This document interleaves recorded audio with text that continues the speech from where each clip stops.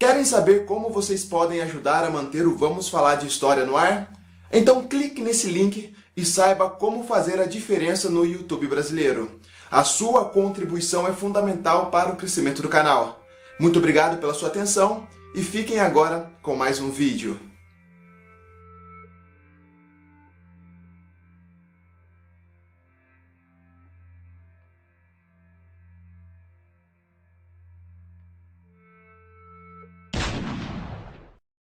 Fala galera, sejam muito bem-vindos ao primeiro vlog de 2017. Vim te dizer que tem vitória no final, pode acreditar que sim e duvidar de quem duvida.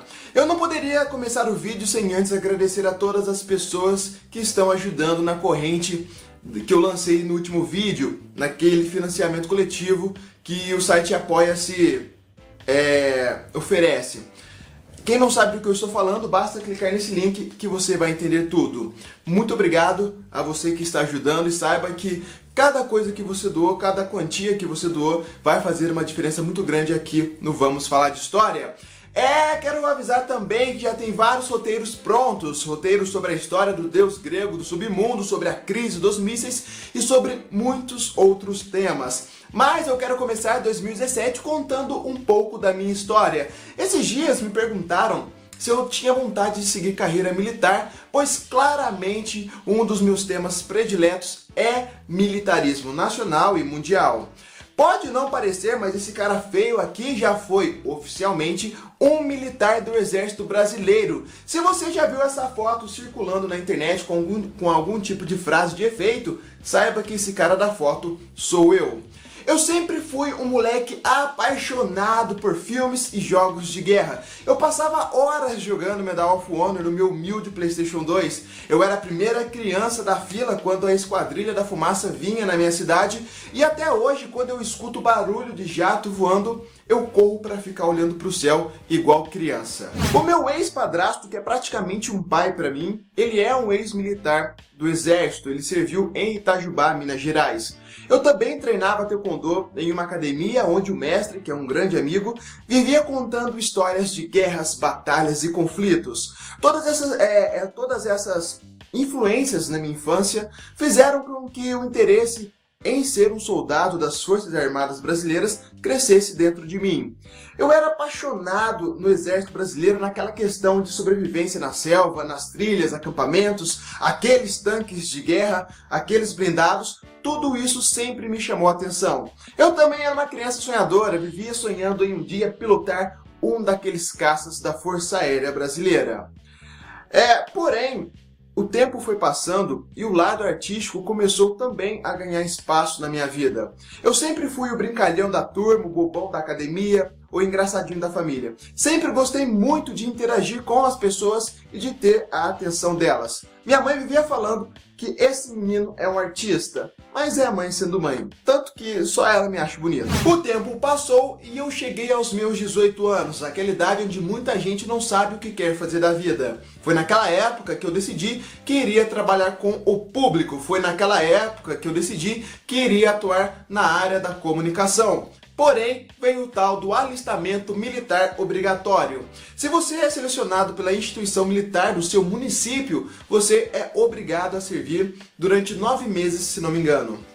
Eu sempre fui uma pessoa contra o alistamento militar obrigatório, pois eu sempre achei que a pessoa deveria se alistar por pura e espontânea vontade. Assim, só iriam pessoas que realmente estavam com vontade de atuar na área. Nos Estados Unidos, por exemplo, é assim.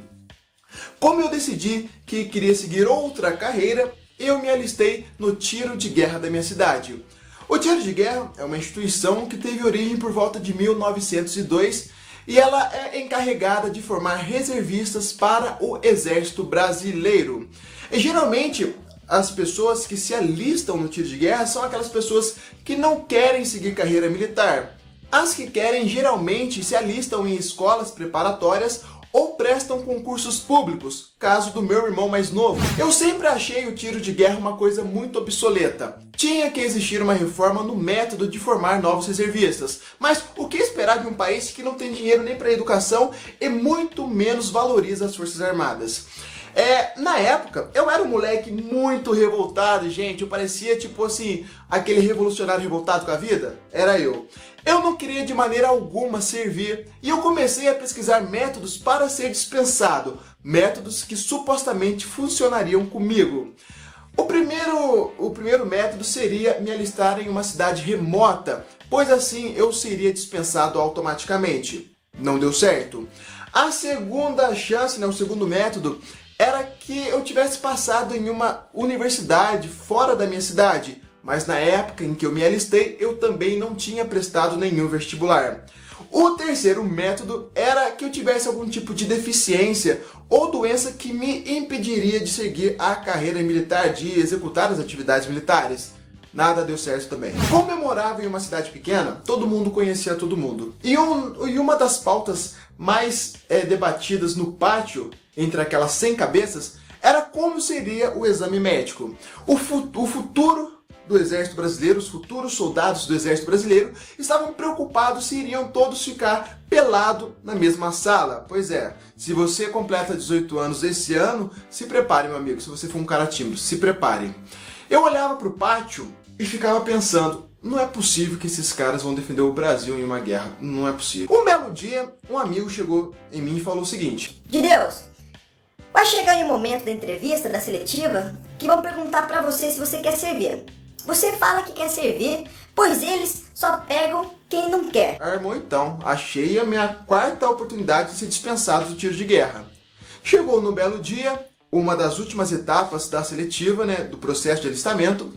No meio da entrevista, o rapaz perguntou pra mim se eu queria servir o tiro de guerra da minha cidade. Estufei o peito, olhei no fundo dos olhos dele e falei que queria servir. Passou 2 semanas, eu estava fardado, 5 horas da manhã, lá no tiro de guerra. Foi assim, dessa forma inesperada, dessa forma meio que involuntária, que começou uma das maiores experiências da minha vida. Uma das maiores experiências que me proporcionou amizades verdadeiras. Foi assim que começou a minha jornada no serviço militar. Fiquem com Deus e nos vemos em breve aqui mesmo no YouTube. Fui!